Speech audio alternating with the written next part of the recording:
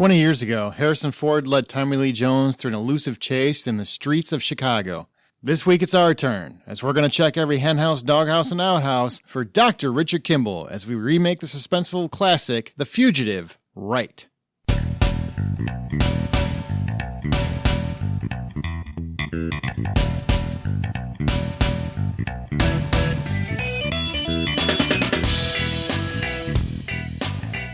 Hello, my fellow cinematic architects, and welcome to Remake This Movie Right. We are a member of the Hollywood Outsider Network. Listen to episodes of Remake This Movie Right on iTunes. Reviews are appreciated. Please take a second if you haven't already and leave a review on iTunes. It really helps the show. Your podcast app of choice, or just visit the website at RemakeThisMovieRight.com. Remake This Movie Right is a show that takes an original film that has an actual remake in the works, generally, figure out what still clicks and what doesn't, throw a little bit of humor at it, and then we determine exactly how Hollywood should remake it. So by the end of each episode, we will have the remake ready to roll for Hollywood execs and present it to you in movie trailer form. We are here to tell Hollywood how to remake this movie right.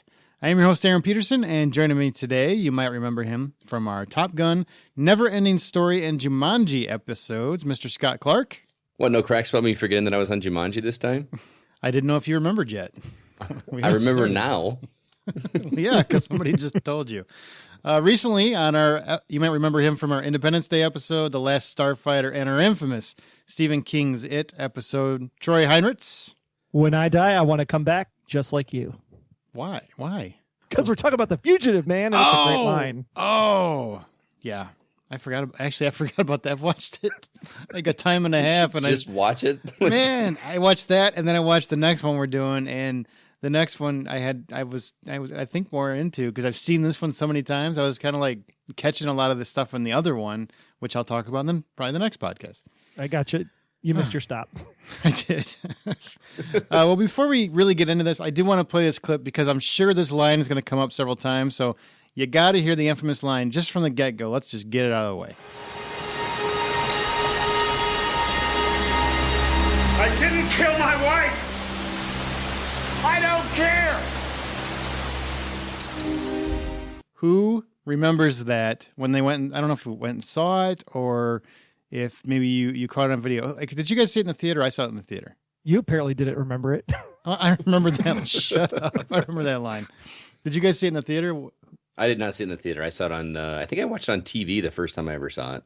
Wow. What about you, Troy? VHS. That stands for video. I don't even know what it stands for. It's so old. Video head something. I don't remember. I used to know that by heart, but I'm rusty. I'm losing it. Somebody Google that while we're getting into this. Are you guys ready to chase down the fugitive? Absolutely. All right. Well, Yummy Coke. For this episode of Remake This Movie Right, we follow along as Harrison Ford plays Dr. Richard Kimble, a man wrongly convicted of killing his wife, who escapes custody and sets off to find the real killer. Tommy Lee Jones also stars as Samuel Gerard, the US Marshal tasked with catching Richard dead or alive. There are here's some trivia from the first movie via IMDb. 1993's The Fugitive was actually already a remake of the TV series that ran from 1963 to 67, starring David Jansen as Richard Kimble, and even Jansen's mother actually has a cameo in this movie. She's in the courtroom. She's somebody whispering to the woman when he's convicted. And Barry Morse played Lieutenant Philip Gerard. They changed the name there. It was brought back yet again as a TV series in 2000, starring Tim Daly as Kimble. What's interesting about that, though, is that the names changed. It went from Philip to Sam, Sam Gerard, right? Mm-hmm.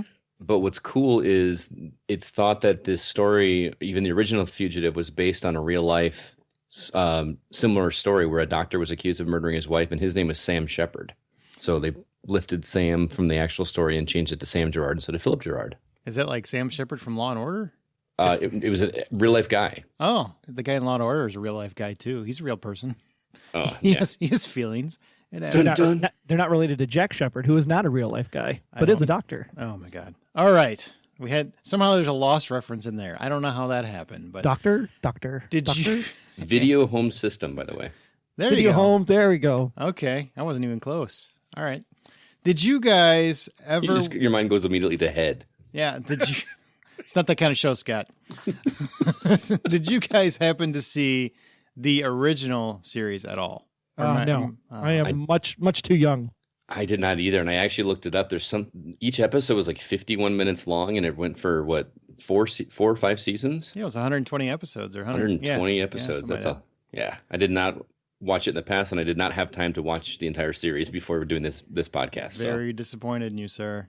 If you really were committed to Remake This Movie Right, you would have done it. I watched every episode of the show.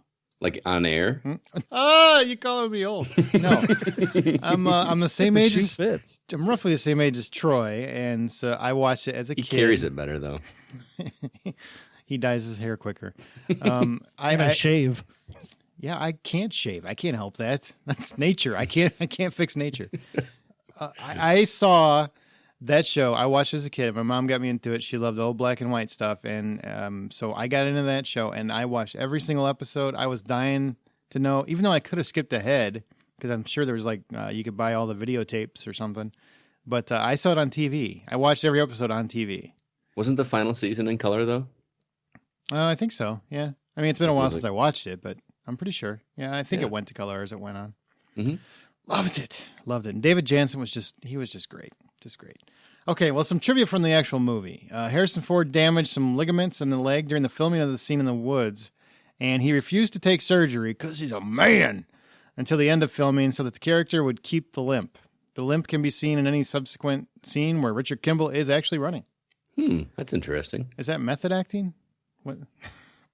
I don't see the point of that. Can't you fake a limp? That's what I thought he was doing the whole movie, was faking the limp. I thought he was too. Turns pretty out convincing. Apparently it wasn't. I thought they get paid to act. That's what I thought. You can pretend. Originally, Julianne Moore's character had a bigger role in the film. Even after she exposes him briefly, Kimble was to have sought her out for help and eventually fall for her. Those scenes were filmed and deleted from the final cut of the film. That is, however, at the same time, her name is still credited as one of the main stars of the picture. The way I understand it, they took that out because they felt it would be they would make audience members uncomfortable to see the guy trying to clear his name from his wife's murder, dating. I guess that makes sense. Yeah, it totally does. It actually felt like there was a little bit of something between him and Jane Lynch's character in the movie. I think they talked about that too. Did you realize that was Jane Lynch? Yeah. Like I did. But you don't recognize her, and then you're like, holy crap, it's Sue Sylvester. Holy man. Before she was famous. The couple more. The scene where Kimble is running through the St. Patrick's Day parade was not scripted. This was a later addition by Andrew Davis, who I just want to point out directed Above the Law, the best Steven Seagal movie. I mean, of the 3 good ones. Davis said there was a good Steven Seagal movie. Yeah, man. That's where I was going. I was like, is that like just bad? The best of the bad ones? No, Above the Law was awesome. You guys think you're above the law, but you ain't above mine. That's my Seagal. Yeah, that sounds like an awesome movie. Davis is a native of the city, and he really wanted to capture the parade and was granted permission from the mayor's office to film the day of the parade, all shot with a handheld Steadicam. If you watch that scene too, the people in the crowd are like genuinely surprised that Harrison Ford is walking next to them because they didn't tell anybody; they just did it. They just went for it. Yeah.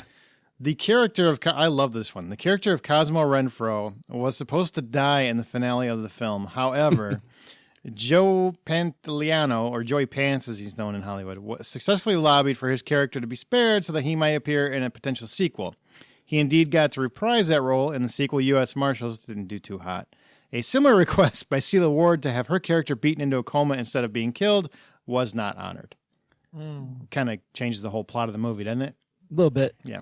I don't know how you survive what he went through, by the way. Who's that? His character in the movie. Which one? Joe Pantoliano's? Yeah, he took that steel girder full on in the face, man. Even as a kid, I was like, oh, that looks like it hurts so much. It's Hollywood. You can recover quickly. Apparently. Unless you're Harrison Ford. Unless it's a limp. Yeah. Two more quick ones. According to the DVD commentary, there's a scene in which the Chicago police interrogate Richard Kimble, and that was entirely improvised. Harrison Ford had no idea the questions that were being asked.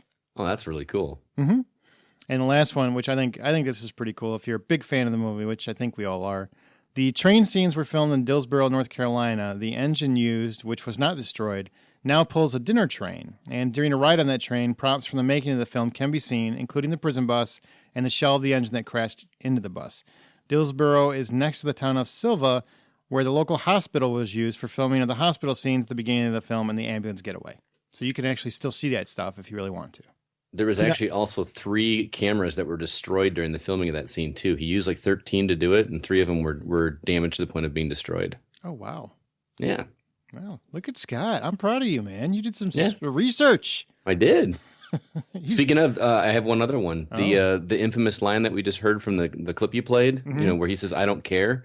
That wasn't the original line. He actually like made that up on the spot. The line was supposed to be, "That's not my problem." And instead of saying that, he just kind of ad-libbed it and said, "I don't care." And it like became one of the most famous, probably the most famous line from the movie, right? Everybody was quoting that when that movie came out. Everybody was quoting it. I don't care. I think that line won on the Oscar. Yeah. And Tommy Lee Jones did, in fact, win the Oscar for this character, by the way, for people that didn't know. Well deserved, because that was the best part of the movie, was watching him do all those lines. Oh, man. Yeah, it kind of makes me wonder, like, before we get into the what you love and what you didn't love in the actual movie, when it comes to this movie, because Tommy Lee Jones really does command the screen every time he's on it. I think we can all agree on that. Yes? Totally. 100%. Okay. Do you think that takes away from a movie that's focused on the fugitive, or did it actually work to its favor? Oh, it totally worked to its favor, I think, because you can't just have it on just Richard Kimble. I mean, it's a cat and mouse game between the two. He is still a supporting role in that. He's not the main actor, but you could probably get away with calling him the lead at some point, or co-leads or something. He definitely has more lines, but oh, totally, yeah. Yeah, Harrison Ford doesn't say a whole lot. What about you, Troy? You think the same, or? Yeah, because Kimble is by himself most of the time. He isn't really trying to come out and interwork or network with anybody. He's trying to uncover all of this stuff about his wife on his own. So for as an audience viewer, you need some kind of other exposition, some other thing driving the story than just watching a guy kind of mope around, walking around with a trench coat, dyeing his hair, shaving his beard. Gets kind of old after a while. So it's good to have that relief from the Tommy Lee Jones character, even when they're kind of switching and chasing down the other guy that was escaped from the bus. Right. Oh man, he gets shot in the head. That was ouch. Okay. Remember, if you have your own pitch for this remake that you want to submit, or you have thoughts on this episode, you can email them to remakeThisMovieRight@gmail.com, and we will read them. We possibly will read them on our next teaser episode, which is only available to subscribers.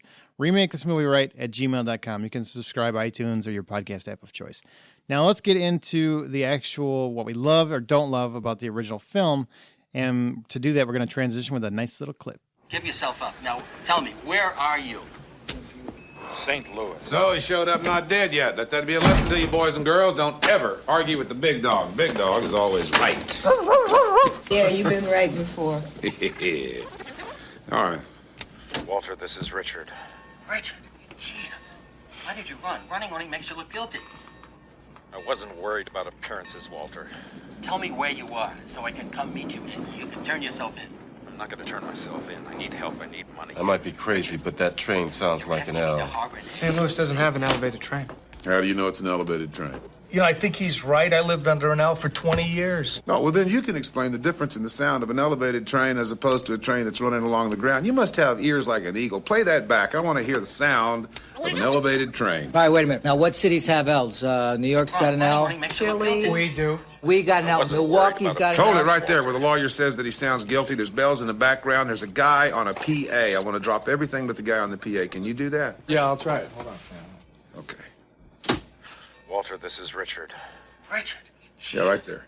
Why did you run? Running only makes What's you he look saying? guilty. Sound like next I wasn't worried about stop. appearances. Sound like next stop. Do that again. Why did you run? Running only makes you look guilty. Next stop. Merchandise Tell me where mart. you are. Son of a bitch, our boy came Turn home. yourself in. That bell is the bell on the Wells Street Bridge. It's 6 blocks away. I knew that was an elevated train. Oh, yeah, big dog, you're never wrong. Love that scene. That's probably the best scenes in the movie. I love that scene too. Troy, let's start with you. Favorite moments? What makes this movie so memorable? I mean, in terms of the movie itself, why do you love it? Why do you think fondly of it? That scene right there, just totally fun. How he's like, yeah, it's not an elevator. Oh yeah, it is an elevated train. When they dyed the River Green for the St. Patty's thing, that was totally awesome. Being from Chicago, so it was cool to like see that they actually that way back then, even then. Doesn't one of the cool. characters actually say something to the effect of, if they can paint it green once a year, Why can't why they can't they paint it paint it blue? blue the rest of the year? We said the same thing when we were at Podcast Movement last week. The thing with this movie is that I really love how the Marshal is really coming into his own in this Tommy Lee Jones is really kind of figuring out, even though he's one of the best, he still can be wrong, especially when he talks about how the big dog's never wrong. And the fact that he's able to grow as a character throughout the movie, I think that's really, really saying something, because Harrison Ford is billed as the lead. But I think this movie is really about Tommy Lee Jones at the end of the day. The murder and Kimble. I think like Gimble's like the department store. Now I'm really dating myself. Kimble's character, it's really just the motion for what the story needs to move forward. But really, I think it's about how the big dog actually transcends in this moment to really trying to figure out what is right at the end of the day, which is something a lot of cops don't do. They just kind of phone it in, like most of the Chicago PD in this movie, and maybe even today. That's a good call. What about you, Scott? What makes this movie memorable for you?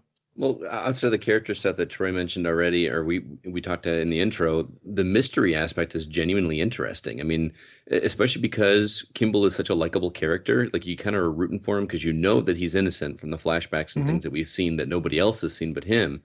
And so you know that he's in the right, and him going through and trying to prove this while at the same time evading from the marshals is just so exciting, because like Troy said, there's not a whole lot of interaction with him and other characters. It's a lot of him by himself.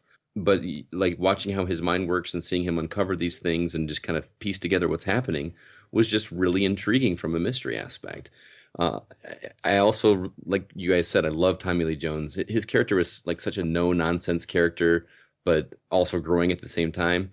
And he reminds me of, and this might be a little bit of a stretch, but the movie, or actually the musical, Les Miserables. The character Javert that's actually chasing after Jean Valjean in that, he reminds me of that character, only not French. Like an American version of Javert from Les Miserables, just obsessed with catching this one guy doing whatever it takes and getting so frustrated when things go wrong.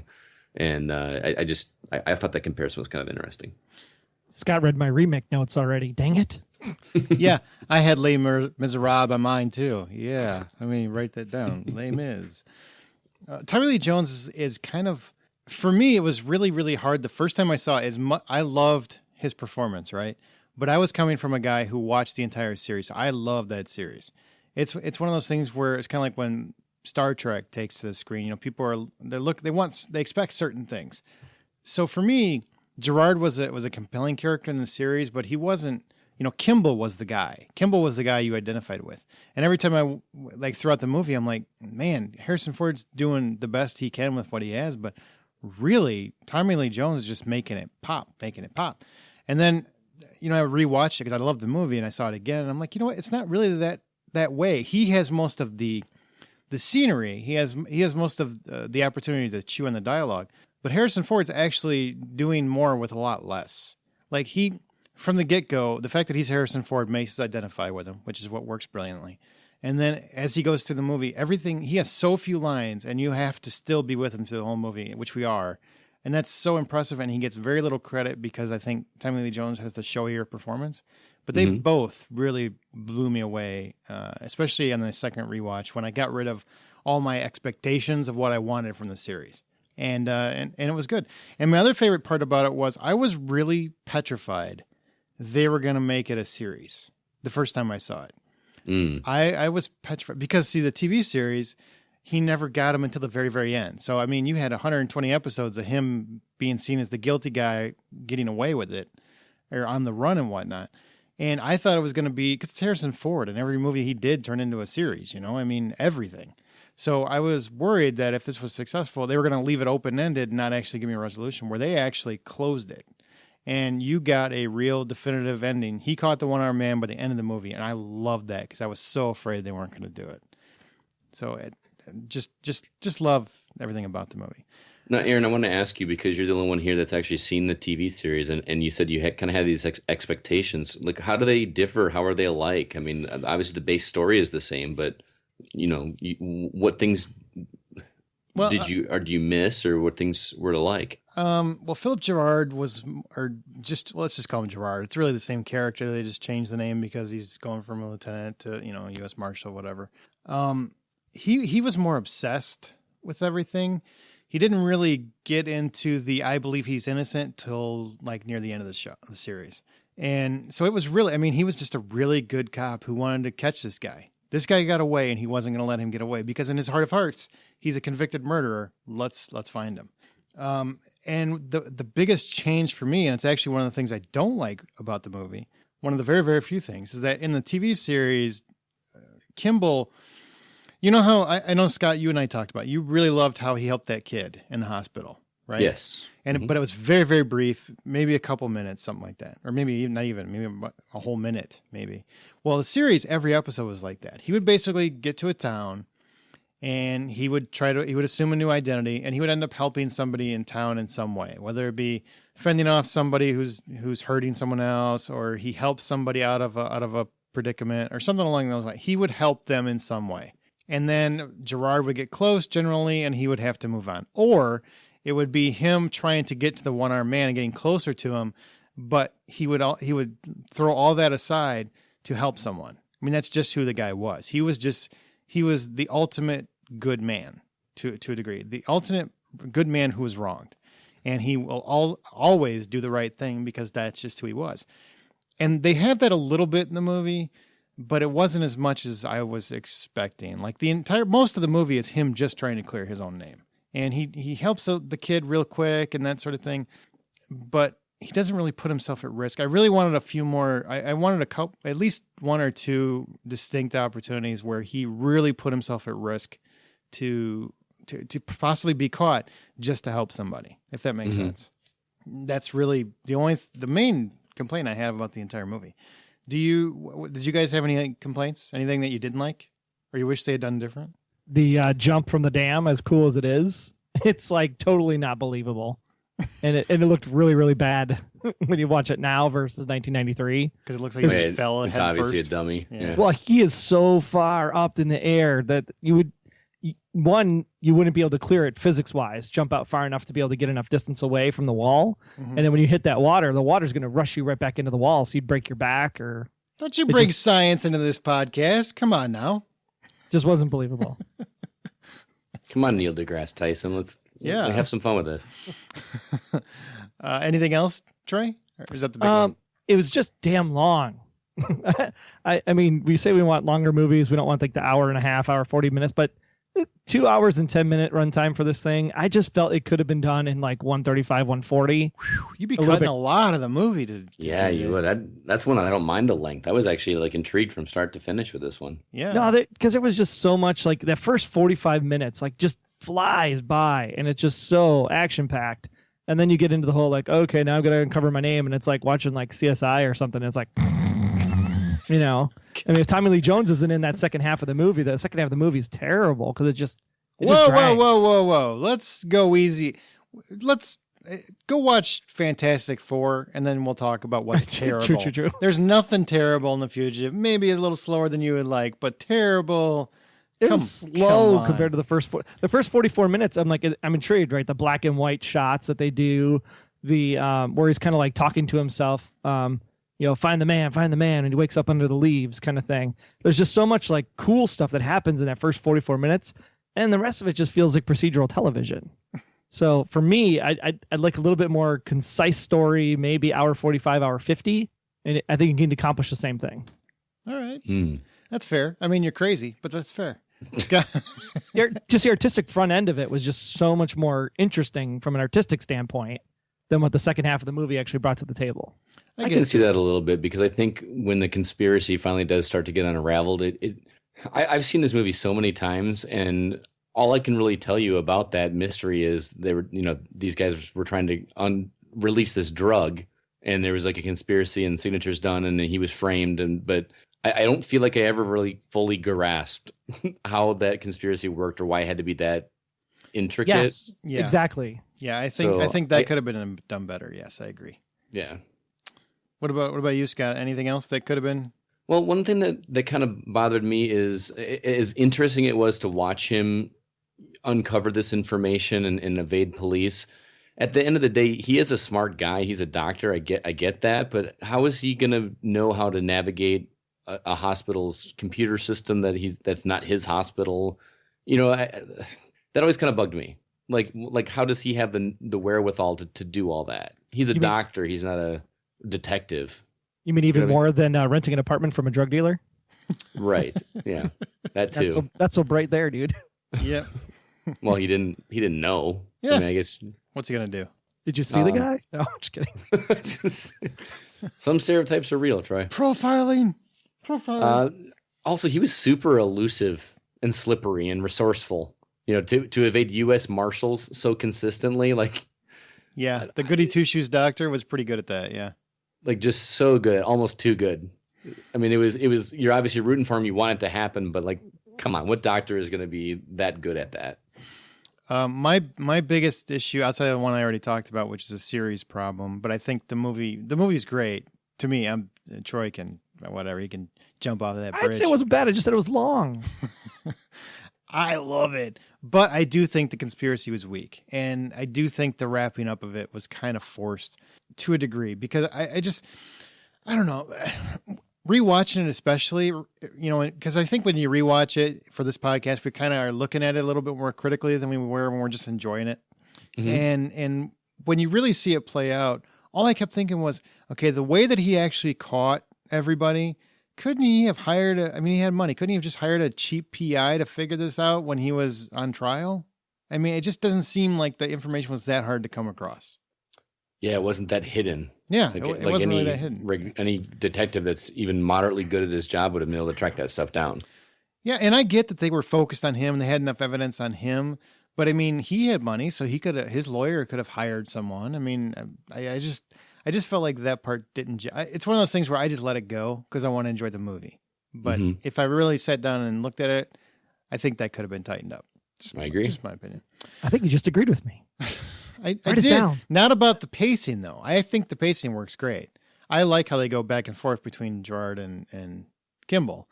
And I think, you know, when Kimble's on the screen, I think it's very intriguing. I just think the actual conspiracy doesn't really gel. I'm like, man, Celia Ward died for nothing. It all kind of came together too easily at the end. It was like this middle chunk where it was like, I'm going to go check out this thing. I'm going to check out that thing. And it's like, oh, it's just all something that comes together. And look at, there's that guy. And it was like, okay, we're over. Wow. All right. Whew. Troy, so angry. All right. Should this movie even be remade? Should they give this one another shot, or should it be in no touch status? Don't touch status. Scott, what do you think? I wouldn't go as far as to say that it's in no touch status. I wouldn't call it a perfect movie by any means, but it's pretty good. I really like this story. I think Troy's actually getting me to come around a little bit to the idea of the ending needing some tightening up or more explanation. He's working it, yeah. I also think that, like, visually, cinematography wise, it looks like a dated movie to some degree. And when you make a movie that's set in its current time period, in my mind, it doesn't age well.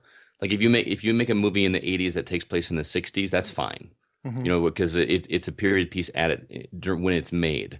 But this one was like current events when it was made. So, like, to me, those movies don't age as well. So I think a fresh coat of paint with modern technology and man, those, I will never understand how they had cop cars like that back was that the 90s when this was made, right? Yeah, 93. Yeah. Those just like big boxes on wheels. Like, how are those going to catch any? I don't know. They just look like slow old people vehicles. They're like Buicks. Yeah, just nitrous, baby. But nowadays, cop they cars all are like have nitrous sleek, now. Aerodynamic. You know, they just look like sports cars. Those just look like something you'd drive to church on Sunday. Like you drive to church on Sunday. What about you, Troy, Mr. Conspiracy Guy? You think it should be remade? Yeah, absolutely. I think that there was a lot in the television series that you were mentioning that I had a lot of that incorporated into my remake concepts because I just wanted to focus more on the relationship and his exploration to find the one-armed man. And it just seemed like in the movie, it was a little bit too easy for him to be one step ahead. So I think there's got to be more. I want to see more conflict scenes like you saw at the dam when that all goes down. And there's got to be closer connections of that happening. More close calls. Yeah, exactly. Gotcha. Like, woof, I just dodged that bullet. I'm same way. As much as I love the original movie, obviously we do a whole podcast on our remakes, and we're not afraid of them remaking stuff, even Ghostbusters, and we'll give anything a shot. And I think you could do it. I don't know. I want to say better, but you could do it different. I think you could do it different and make a compelling movie that maybe is a little bit more favorable to the series. the original series. So with that said, let's get into our remake. Are you guys ready? Yes, sir. All right, let's start a clip here. Make fun of me. Listen up, ladies and gentlemen. Our fugitive has been on the run for 90 minutes. Average foot speed over uneven ground, barring injuries, 4 miles an hour. That gives us a radius of 6 miles. What I want out of each and every one of you is a hard target search of every gas station, residence, warehouse, farmhouse, hen house, outhouse, or doghouse in that area. Checkpoints go up at 15 miles. Your fugitive's name is Dr. Richard Kimble. Go get him. Oof, man. Gets me every time. I do like that line about every outhouse, hen house, all that. That's a memorable line for me too. Everything he does in that movie is memorable. Or no, what does he say? I'm tired. No, it's not I'm tired. What is the line he says? You know what, I'm glad? Because I need the rest. I need the rest. Yep, I need the rest. Warner Brothers, in terms of the actual remake, Warner Brothers has actually put into development a new installment of The Fugitive, and it's going to be written by Christina Hodson, who's had a movie called The Eden Project that was bought at auction. Now, they haven't said, like this is specifically mentioned, that they haven't said if Jones or Ford would come back for an encore for any reason, but I really don't think they would. I think this would be a full reboot. And it looks like something they're going to do in the near future. The original producers will be involved, Arnold and Ann Copelson. So we'll see what they do with it. Let's make ours. You guys ready to remake this movie right? You bet. Yes, sir. Okay. Well, since The Fugitive is definitely getting a remake, and because nobody listens to us, how should they remake it? This is where we debate, and we come to a conclusion. All remake selections that are debated are settled by a best of 3 vote, but we each get one cut, a cut being the caveat, where if you don't like one direction that it's going, one of us hosts can yell cut at any time and change the direction themselves. Now, we don't want to do anything ridiculous, only if it actually adds to the story, but that's what the cut is used for. We don't actually use it too much, but it's there if somebody feels strongly about their opinion. And I love the caveat that you can use a cut for whatever you want unless Aaron doesn't like it. Yeah. Then you're welcome. You're welcome. That's so we don't get too many more baboons. You know what I mean? We gotta keep it real. Rabid baboons. So by the time you get to the end of this, we will have it ready to go. We will have an entire movie. The whole purpose of this podcast, if you've never listened before, is to try to come up with one movie, not 3 separate ones. So who's got the first idea? Who wants to throw out their basic pitch for what they have? Troy, you said you had some. You want to go first? Sure. So I was thinking it's pretty good the way it is, but never quite understood what the whole drug thing was all about. So I would swap the drug thing to actually find something about like new age prosthetics. So it's all about the one-armed man. And I think that we do something to the effect of where the concept and the thing that they're trying to play over on Kimble is the prosthetic thing, and that they're going to launch this new line of prosthetics that he was actually involved in some of the research to get that done. And then his wife is actually, where he's like the doctor side trying to implement the prosthetics. His wife is actually the one that's the kind of research person. And then what actually ends up happening in this version of The Fugitive is that everything pretty much happens with the Tommy Lee Jones character. All that stuff plays out fine. The change is in the twist. So you think the wife is dead the whole time, but it was really the wife trying to undercut Kimble, and she's the one that ends up being the baddie at the end.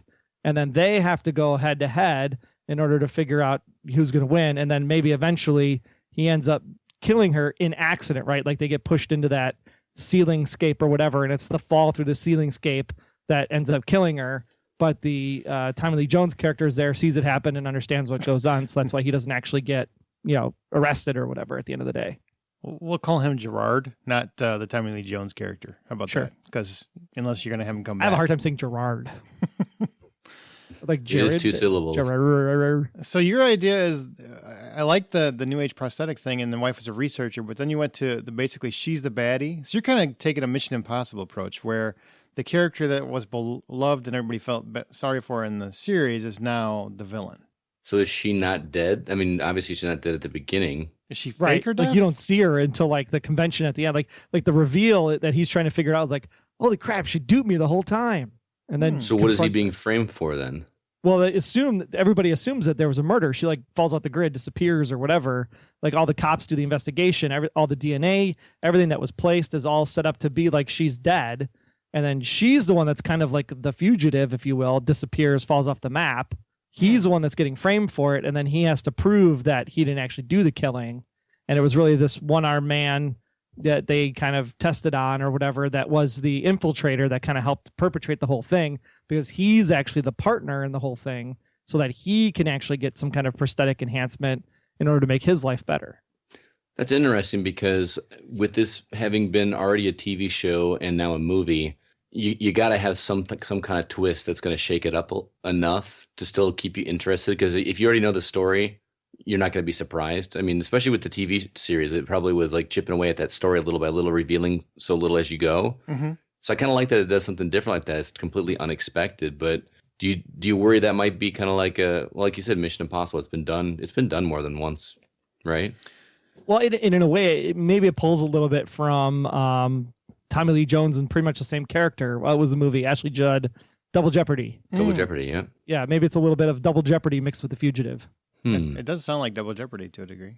Yeah, I like it the does. idea. Okay, let's hear everybody else out, and then we'll figure out what we want to do. Scott, what's your idea? Well, my idea was first off to change the location and change his profession. As I mentioned in what I had problems with the movie was that this doctor was able to be so elusive and so able to be this awesome detective. So the idea of him being a doctor just didn't quite work as well. So I wanted to either make him in law enforcement already to some kind, maybe another US Marshal. I know that might sound a little Minority Report-ish with that, but or maybe working in IT. And because with being so confused with the story behind the drug and getting that developed and all the conspiracy behind that, and making it even kind of current events related, I want it to be something about where this company is trying to make some kind of technology that has to do like with NSA surveillance, and they're trying to get something made that because they want to surveil people like illegally. And this guy that works in this IT department for the company, kind of like an Edward Snowden kind of thing, decides to get out, and they want to cover it up what they're doing. So they decide to frame him and get him sent to jail or prison, and go that route.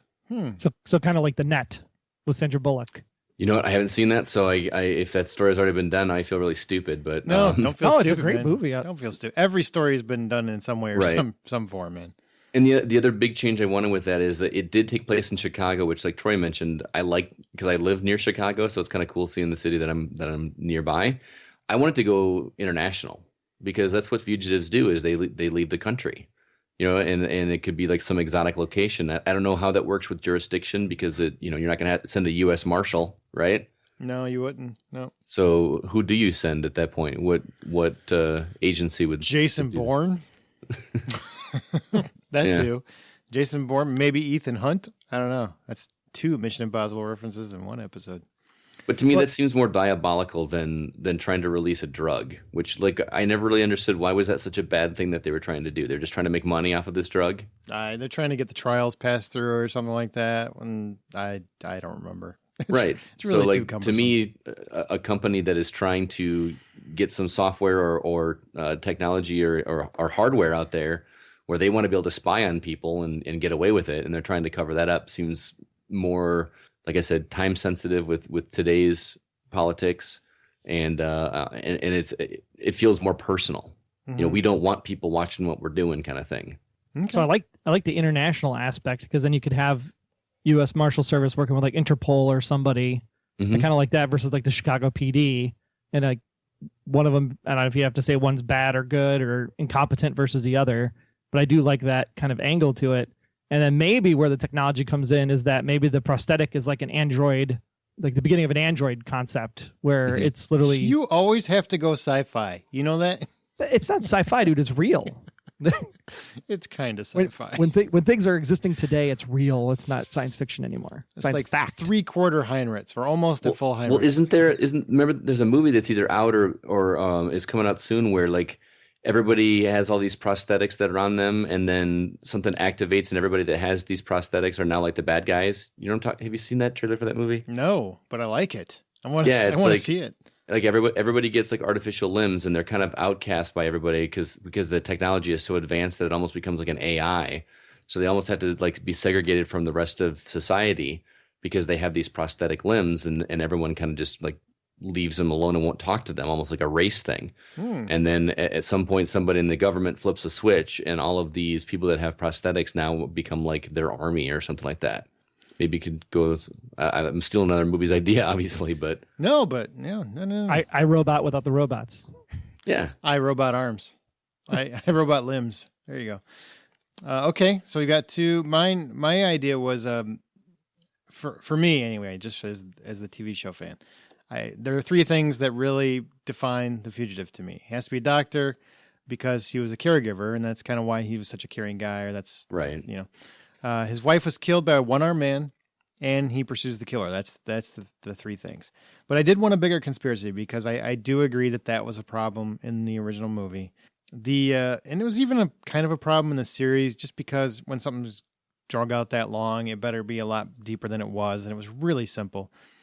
And in the movie, the one thing I didn't like was that the wife was actually accidentally killed, right? I mean, it's not like he was sent there to kill her. She was just she was killed. She was a victim of, he was there for something else, and she ended up being. So what was he there doing? Well, he was there. What was he trying to do? Something for the drug. And I was trying to get some information out of that house or something that he had, or a file that he had, and he ended up killing her. He wasn't there to kill her, right? Am I right, Troy? It sounds right. Speaking of, why would I feel like maybe none of us really watched this. Well, this is where it was confusing. Like, I was trying to figure out, like, what was the one-armed man's motivation, and that really didn't tie back to me at the end, because it was just kind of like I keep wanting to say Kimble trying to piece together everything in his mind, right? And you're just you're getting these little flashes. So it wasn't like it was clearly outlined, I don't think, to me anyway. Right. Watching it again, like what the actual motivation of the one-armed man being there was, and the fact that she was home. But it's like, why were they struggling? And I can't remember why they were struggling in the first place. Well, I think because he broke into the house and she caught him while he was trying to get the information out of the house. And so he killed her. And it wasn't intended, like he didn't want her to die. It just happened. And Can we talk about that for a minute, by the way? Like, if you're, of all the people you're going to send to go break into a house and get this information and defend yourself, you're going to send the guy with one arm? Yeah, it didn't seem like a great, like he's not very, it's not like he's a cat burglar. He can't be crawling on the roofs. He can't pick a lock. Well, he might have like a little hook for a hand. I don't know. He's got a little attachment. Yeah. It's like a Swiss Army It's like prosthetic. Inspector Gadget. Oh, man. Oh, let's make it fun. Okay, well, back to my idea. So I would rather Kimble was framed intentionally. Like he was intentionally framed for murder. So here's my idea. I was thinking that Kimble is the surgeon. He makes a medical mistake that results in the loss of a man's arm. And in losing his arm, his ability to live a normal life, he then, the one-armed man, he then loses his own wife because of, he gets into a deep depression. He's very sad. He can't function the way that he thinks he should be able to function. So he sets out to kill Kimble's wife and frame Kimble for the murder. So Kimble feels as lost as he does. I like that gives the one-armed man motivation, purpose. assuming he's the one that's doing it, right? Mm-hmm. Now, we never really got an idea of what the one-armed man, why he was involved, or other than he was buddies with someone that he knew. He got paid. Apparently, money is always a good enough motive. Now, is there a way to throw all three of those ideas together? I wonder. Ooh, you're really stuck on being a doctor, huh? Can't change that. No, I'm open. I'm open to it. I like where you're going. So what if we did the twist differently? So it's not the wife, but maybe the one-armed man doesn't do the killing. Maybe he still hires some kind of henchman or something. And maybe the twist is that in the end, they're trying to find this better android robotic technology limb or whatever that actually can save the one-armed man's. That's kind of boring now that I think about it. You went full Hirons on that one because I didn't know he where just talked himself out of it. Well, it basically, like, because Kimble is such a, we talk about him saving the kids and going hospital to hospital and all that stuff. Maybe even though he finds out that maybe he's ultimately, the one-armed man is ultimately responsible for his wife's death, that he still wants to fix the problem.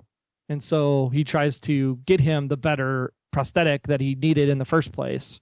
And that's kind of the big twist at the end of the movie, that even though Tommy Lee and Harrison or Sam Gerard and Richard are kind of chasing each other in the movie, that maybe it's really, instead of a US Marshal, it's really the one-armed man, and they end up becoming friends in the end or something. Hey, what about... I don't know, that's maybe too far, but this is a weird idea. Okay, so you guys keep saying you want to do something different, similar but different. So what if... I'm stuck on my own idea, so please throw your own in here if you want to. But so Kimble makes a horrible medical mistake, like a really bad one, and it's because of arrogance. So, or not arrogance, because he's a nice guy, but he makes an honest mistake, and it results in this man losing his arm. I like that start. I really do. Okay, so he loses that, which of course this man ends up losing everything he has for whatever reason. He sets out on his mission to get back at Kimble, and maybe he falls in love with Kimble's wife, who's not the nice person she seems to be. Like she actually is willing to fake her death. Maybe I'm going too far. Oh, I got it. Different twist. So same concept of like causing issues. So maybe Kimble's wife is actually the one that needs the prosthetic. And Harrison Ford's character, Richard Kimble, is the character that actually designs the prosthetic, but somehow one of his research assistants or researchers or somebody that wants to usurp him in order to get all the money puts a defect in the product. He installs it on his wife, which ends up killing his wife. And because of that, he's like sued for malpractice and gets put in jail and all this other stuff. So the fugitive part of it still happens, but it's the uncovery of the change in design that leads to the ultimate killer who's behind what happened to his wife. I'm trying to think what you would do with a prosthetic limb that's going to be fatal. Just the surgery alone, like the connectors or something, where a third grade part or something, imported from Canada. Think that one might be. I can't really see how that would work in my head. I guess is what I'm thinking about. What about you, Scott? You got any other connections here? I actually was kind of digging what Troy said about. I know you said he was going kind of sci-fi, but Which I part? like the idea of it being real high tech, next level stuff. Like an artificial intelligence or a prosthetic that is just so advanced that has like skin on it or something, or where it doesn't feel like you have a prosthetic. It actually looks like a real arm or real leg, and that would actually help us with the casting, because you're not going to have to rely on having a guy that actually has one arm. Well, they have CGI, so the guy in the movie had two arms too. Oh, did he? Yeah, I assumed he was. Okay. I'm pretty sure. But they can do CGI. You can make elephants and appear in houses now, so I think they can probably whip up an arm if they needed to. Lieutenant Dan. So with magic legs. Which one of Troy's, in terms of, I'm trying to remember, because we've had like 6 or 7 different ideas floating around here. So which one of his did you like? In terms I like of the idea of the wife being involved somehow. I just can't wrap my head around how making it be plausible without seeming like we're trying to go way out of left field with a twist. The only way you can do that, the only way you can fake someone's death in this day and age, because there's the old adage, no body, no crime, right? Right. So if you don't have a body, it's really, really hard. And the whole, I took a pill and I was in a coma for 45, that's not going to work when you have a murder trial. It's just injected by tetrodotoxin by a doctor. Exactly. It's not going to work because you're going to get an autopsy. They have to do an autopsy. So, you'd have to have so many people in your pocket. The only thing that they could do is have a horribly bloody crime scene where the wife has her blood. Her blood is everywhere. DNA would be everywhere. Her DNA. They would have to have hair samples. The whole kit and caboodle. Basically, so it looked like a crime scene to end all crime scenes, and they just don't have a body. Like, he buried it. He refused to tell them. That's what the cops think. That's the only way you make that work. And I guess to do that, if you do that, what is the motive? I like that idea, because that's definitely, you've got 2 TV series and a movie, and none of them did that. So I think that's a cool idea. How do you make that work? You can easily make the one-armed man her accomplice or a lover or something like that. Maybe that could tie into he manipulates her. He was wronged by Kimble, and she's been unhappy for a long time. What if you find out, like, along the course of the movie that he had another accident that involved, like, her sister or niece or something? Like, he did another malpractice thing way in the past that killed a family member of hers, and she's, she acted like she was over it, but she's, kind of snapped and wanted revenge. Or maybe they had a child. Maybe they had a child, or her sister had a child, and there was like an accident at a family event where he tried to save him because he's a doctor, and he couldn't do it, and she blames him for that. That's good, actually. Good. That's real good. Even though it's not his fault, he did everything he could, so he's still the good guy. But for whatever reason, she becomes vindictive, and right, she blames him, even though all he was doing was trying to help. And you weren't a good enough doctor. You couldn't save our child or my niece or nephew. And then this guy has his, and then we have, man, I get in there, and then you get like a guy that she comes across that is really, he hates him because of he lost an arm, and even though it wasn't really his fault, he did everything he could once again. But you have two people that are they just want to punish him. They want him to hurt, and that's how they concoct a way to hurt him. I like it. So it can't save her kid or their kid or a relative. Which way are we going? Which one has more impact? Well, I think if you do your own kid, then it gets a little bit.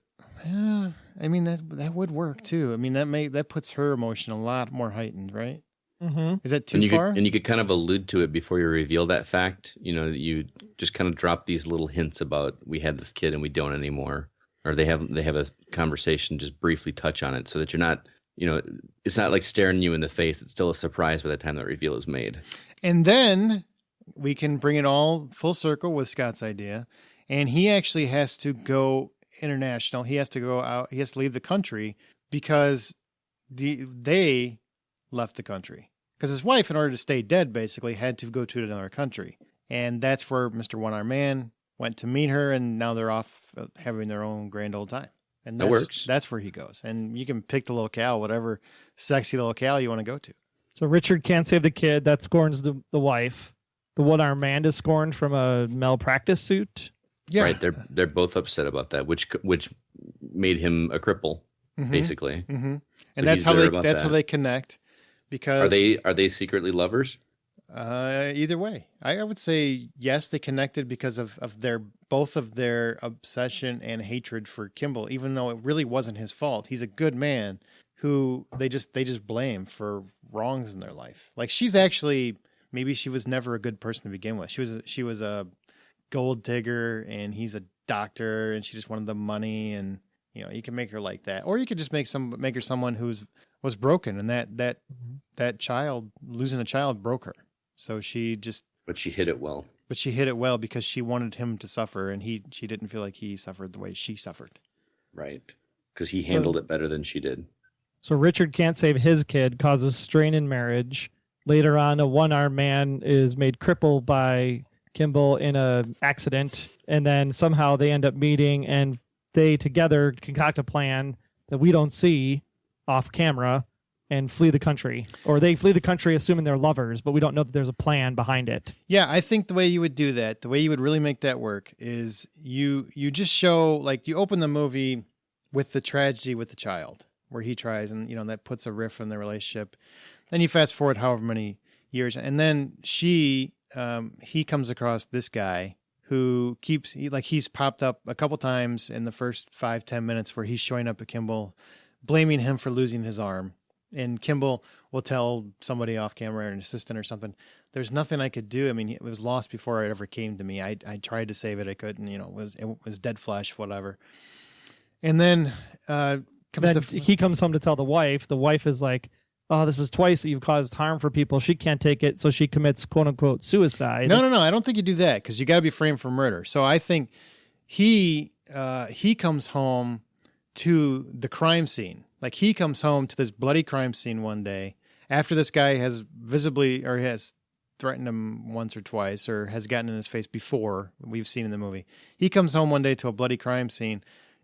He's scared to death. He thinks something happened to his wife, so he calls the police, and then they pin it on him. But he sees the one-armed man leaving the scene, like, right when he gets there. He sees the guy leaving his house right when he gets there. Doesn't understand. And then he tells the police it was a one-armed man that was here in this house, and I don't know where my wife is, da-da-da. And they're like, she's dead. You killed her. The only problem I have with that is that if this is a former patient of his, that especially a malpractice one that he probably would have gone through all kinds of lawsuits and this kind of thing, he's going to recognize him a lot better than he recognized the one-armed man in the movie because he never met him before. Mm-hmm. And, you know, how many one-armed men do you know? You see a one-armed man, you're going to make that connection. Unless so he got was, to be. Unless he was in prosthetics and he sees one-armed men all the time. One-armed, like, it's his job. It's his profession. Okay, that's true. What do you call it? His occupation. Occupation, or as a doctor, right? His specialty. His specialty. Thank you. That's what so maybe you don't actually have the one-armed man threaten him because that's too obvious to Kimble, but you have him in the background, or you have him show up in some way, and then he sees him leaving his house when he gets there, when he finds his crime scene, and the cops don't believe him. So later, when he does escape, he goes through his own records because he recognizes the face and finds that he's actually one of his former patients, and that's how he starts to track him. Yep. Okay. And then, which leads him to somehow he follows the magic money trail and realizes they left the country, chases him down, trying to prove his innocence while Interpol and US Marshals are on his tail. And Gerard is still involved for some reason because he's determined to get this guy. Right. Does he like break protocol and the chief comes in and says, "You're out of this case, it's out of your jurisdiction." And Put your badge in the drawer. Yeah, exactly. And then he finds him in another country, and that's the only time we as the audience would even think that the wife is involved is at the very, very end, the reveal, when he finally catches that one-armed man and she's there. What do you think? Yeah, I like it. I like it too. Sweet. Nobody used a cut again. Man, we gotta. You know what? I'm gonna scrap the whole idea. We're too agreeable.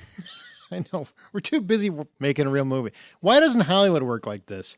Why do they seem to have such a problem, like agreeing on stuff?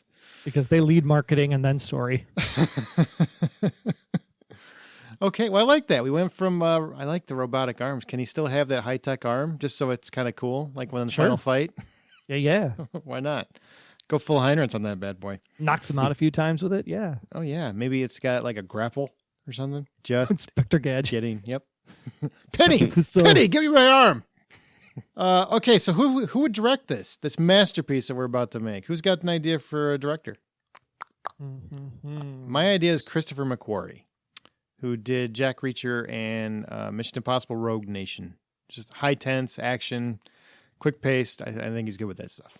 I actually said Steven Soderbergh from Haywire. I thought what he did with Haywire was pretty cool. I didn't like the movie as much, but I thought the action, the way he shot the action, felt like how the action should be in a Fugitive movie.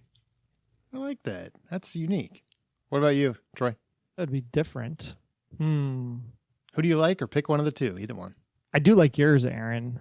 I was just trying to think. Didn't we do Christopher McQuarrie for a different one? Probably, but we can hire him for stuff. Okay. What about Pierre Morel from, was that Taken? Oh, is that hey. Yeah, that's actually really cool. Is that his name? I don't have it in front of me, so hopefully you Pierre Morel. I'm good with that. That would make a really fast-paced bam, bam, bam, bam. I like that. And then maybe Kimble can do his, I've got a special set of skills. They include doctoring. Okay, so that guy. I'm not about to try to pronounce that name. Now, who do you think should be... Well, let's do... Who do you guys think? I'm sure everybody has their pick. Who do you have for Richard Kimble and Marshal Gerard? Go, Scott. You go first. Well, my pick for Richard Kimble was going on the premise of him being like in IT or in law enforcement. So this might not work anymore now that we are keeping him a doctor. But I chose Michael Shannon. Okay. I have to look him up. I don't know who that is. Zod from Man of Steel. Zod from Superman. Yes. He's a good actor. Okay. Did you have anybody for Gerard?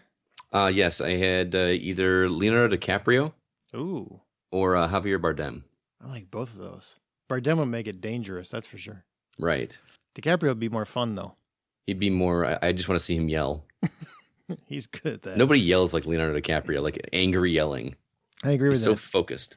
Troy, who do you got for those two? I like David Tennant. For which one? For the Doctor. I see what you did there. I see. You, Doctor Who, I get it. Yeah. And he was a police officer in Broadchurch in Grace Point that was suspected for botching a case. I could see him as being the one-armed man more than I could see him being. Yeah. All right, let's go with that. It'll be an Easter egg, a hidden gem in the movie. Who'd you have for Gerard? I didn't actually. Oh, okay. I wanted to leave it up to the listeners this time. That means that he couldn't think of anybody. I Right? can't think of anyone. My two, now bear with me. For me, the common everyman, the best everyman in movies today is Matt Damon. He is the guy. Anytime he's in a movie, I can instantly identify with him. And I think for a movie that's basically trying to hurry up and get going, and you want to sympathize with him, and you want him to be the ultimate good guy, Matt Damon is the guy I always go to. I agree with you, but I worry that if you put It's him in a boring. Fugitive movie, it's going to be Jason Bourne without the action. Yeah. Well, he can't. Well, yeah, he can't kick anybody's ass, so he's got to be.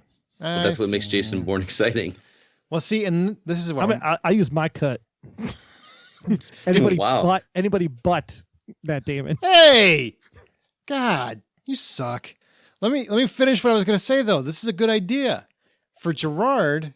I was going to have Ben Affleck because if you saw his Batman in Batman vs Superman, he can play dark and dirty and determined. And I thought that would be cool. They have those like buddies go after each other, but maybe that's too buddy. All right, fine. David Tennant had a better chat. Who was yours again, Scott?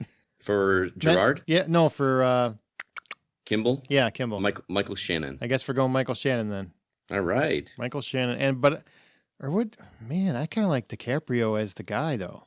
As Kimble? I kind of like DiCaprio as Kimble. I'm fine with that. I like DiCaprio as Kimble. Shannon might make more sense as Gerard anyway. Yeah, I like that better. Shannon just looks so creepy though. Yeah, but that's why I think that works because he's a dangerous guy. Tommy Lee Jones isn't like a handsome fella. Yeah, he's got those huge earlobes. It's the weirdest identification I've ever heard. Wow. Anyone.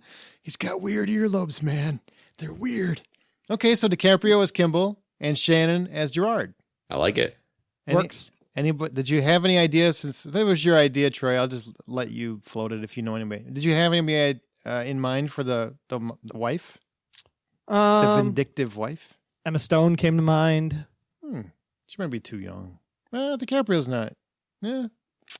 Well, listeners, if you got an idea for that, throw it out. I like this. I like that we came up with an idea that's actually favorable, honorable to the original, but also kind of makes its own thing.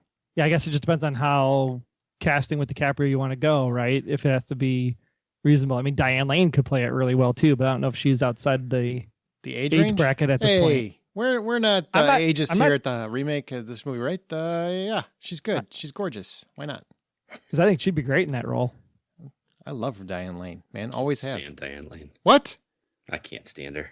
Why? I don't Why know. do you hate America, Scott? No doubt. I think she bugged me when she did that Italy movie where she went to go find herself in Italy. I just never liked her since then. Scott hates Italy movies. All right. I can agree with that though. All right, nostalgic moments. These moments have to be in our movie. These are not to the original or to the original series. Their killer has to have a limb missing. I think we determined that. Must assist others while evading police. I think we can work that in, right? Mm-hmm. Absolutely. As he's going across, he comes across people that he can help and almost gets caught because of it. He must jump from a high place and survive. There has to be "I don't care" somewhere in the movie. A little nod to Tommy Lee Jones because that's the most memorable line from the movie. And a train crash, escape, or something equally dramatic. So I guess that's the best way to wrap up our story idea. How does he escape from prison this time? Do you do the same thing? Do you do a nod? I think they did a plane escape in the US Marshals. US Marshals, yeah. And I can't think of too many other ways to do it, honestly. A submarine. Really? Prison exchange in the submarine? Guys, I will meet you 20,000 leagues under the sea. Is that cool? I think that works. I mean, just do the same kind of thing. Just as the nod to the original is what I would do. Yeah, I think the train is fine. Maybe it's a ferry boat. It's based in Seattle, and he's ferrying over to Canada, and that's how he goes into international and then disappears. Would you ferry to Canada when you're right there? Well, if you're going from like Olympia Island in the Puget Sound, why would you go to Canada? He was convicted here. Well, he was in Seattle, right? So maybe they have a house somewhere on Olympia Island. He has to ferry into the hospital in Seattle, but he ferries home, goes home to Olympia Island, and so then he takes a ferry to Victoria, Canada, jumps off the ferry, and swims to somewhere. To Russia, because you can see it from Alaska. I said Seattle, not Alaska. I'm gonna yell cut and just say we're going with a train crash. We're gonna pay homage to the original on that respect. Gonna be Just spice it up a little bit more. Gonna be one of those high-speed bullet trains. Does he save somebody from the train like he did in the movie? Because I kind of like that too. It's Snowpiercer. Yeah, I think yes, definitely saves people. Risks his own life to save people. That's who he is. Absolutely, it's core to the character. Okay, guys. Well, I think that's going to do it. So we're going to hear a final trailer. But before we do, we got one more clip from the original movie to play for you. Here you go. Take a listen to the original Fugitive. Hey, Doc, we're looking for a prisoner from that bus train wreck a couple hours ago. Might be hurt. What does he look like? 6'1", 180, brown hair, brown eyes, beards. Anyone like that around? Every time I look in the mirror, pal. Except for the beard, of course. Yeah. Why don't you just carry a sign? Hey, I'm Richard Kimble. I think he was trying to deflect and be like, who would say that? I always thought that was kind of a cool, clever little line. It was clever. I was just kidding, but obviously it wasn't funny. Okay, guys. Well, I don't know what you think, but before you soak it all in, we gotta replay this for you because there's been a lot of going back and forth, some crazy ideas. There's been robot arms. There's been a few other things. Some of them I can't remember. Some of them we probably should have just left in the movie. But we do have one film now. Without further ado, let's hear our final trailer for our new version of The Fugitive, provided by Wayne Henderson of MediaVoiceovers.com. All right, people, listen up. Recently convicted for the murder of his wife, our escaped fugitive has been on the run for 90 minutes. This man is scared, hungry, and tired. He's also running under the guise that a mysterious one-armed man, his former patient, actually killed his wife. As of right now, checkpoints are going up at 15 miles. With our convict's resources, he very well may be fleeing the country as we speak. We're unsure where he's going. We don't know what he'll find, but we do know we're going to catch him. So what I want from each and every one of you is a hard target search of every gas station, residence, warehouse, farmhouse, hen house, outhouse, and doghouse in our area.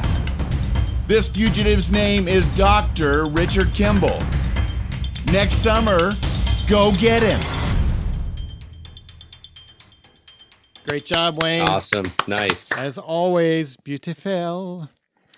So what do you guys think? Troy, Scott, you like it? I do like it. Would you go see it? It's enough similarities, enough tweaks to still give us a surprise. I'm intrigued. Would you go see it? Would you pay for it? Well, yeah, if I wrote it. Good call. Troy, would you go see this one? Is the pacing good enough for you? Yeah, as long as it's under an hour 50, I'm good. What is it with the hour 50? What if it's a fantastic 240? No. You just give up at that point. You're like, he doesn't even contemplate. He's like, no, I see no circumstance where that happens. No. I did it 3 times, and that was enough for me. Oh, crap. No, did I do it 6 times with The Hobbit? Oh, I forget. Oh, man, those are so long. So long. Okay, well, what did you think? Did we nail it, or do you think you have a better pitch? Did we go too far off the beaten path, or did we shake it up enough to make you happy? Email us your thoughts on this week's show, casting ideas, or your own short pitch to remakethismovie.right@gmail.com, and we might mention you on the next teaser episode, which is only available to subscribers. We don't actually put that on the website, so please subscribe if you want to hear those. It's kind of just like a feedback, and we tease the next episode. remakethismovie.right@gmail.com. Review us on iTunes, please do if you get a chance. It really does help the show. We could use all the help we could get to get the show out there. Also, share us on your social media options. What is there? Reddit. There's Facebook. There's Twitter. All that. Whatever you use, whatever the new thing the kids are doing, put it there too. Put it on your Pokemon Go. I don't care. And if it's still a thing, catch all the fugitives. There you go. Catch all the fugitive. Catch them all. Fugitive Go. We're going to make that. We're going to make that an app. Make sure to check out Wayne Henderson, the glorious vocal stylings of Wayne Henderson at MediaVoiceovers.com. He also does, if you need a voice actor, he also does the Packers Fan podcast. If you're a Packer fan, you should. Is it Packers? Did you almost say Pokemon fan? I almost said Pokemon, yeah. Scott, where can people find you? Well, I do the Hollywood Outsider podcast with Aaron every week. We have a new episode releasing every Thursday as of right now. Mm-hmm. And I'm also the host of the Gaming Outsider podcast, where we talk about video games and have a very big community aspect. You can follow us at thegamingoutsider.com or thehollywoodoutsider.com is the website for the Hollywood Outsider podcast. And Troy, sir, where can people find you? You can find me talking about the Green Bay Packers coming up as football season begins at the PackersFanPodcast.com. And we'll return in the fall with The Blacklist Exposed Season 4 right around the corner. Whoop, whoop. That sounds awesome. I can't wait for that. I love that podcast because I'm on it. Okay, that's going to do it for this episode of Remake This Movie Right. Remember, go to RemakeThisMovieRight.com as well. We're also on Twitter at Remake Right. And the next movie you watch, remember that it will get a remake someday. I can almost guarantee it. And only you can make it better. Take care, guys.